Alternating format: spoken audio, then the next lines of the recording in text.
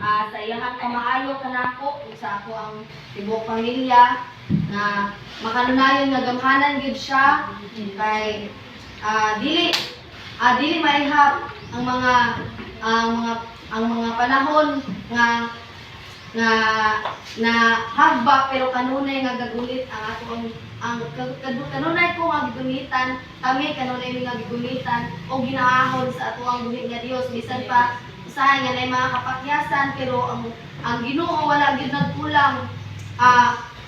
siya gyud ang Ginoo nga sukad pa sa sinugdanan hantod bisan pa ang tao nga mawad-an og paglaom pero ang Ginoo kanunay gyud nga gahikap para mubalik sa palit sa ato ang buhi nga Dios og gapasalamat ko personally kay yaha kong gibiyahan sa mga along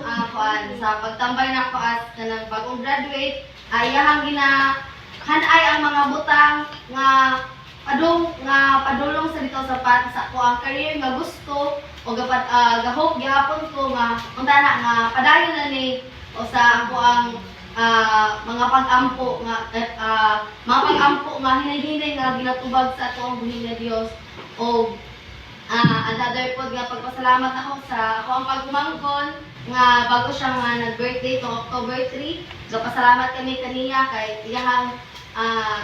natagan niya baby nga buutan o healthy o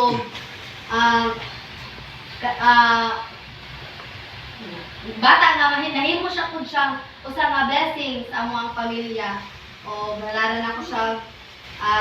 awit nga nagauluhan Bensomi.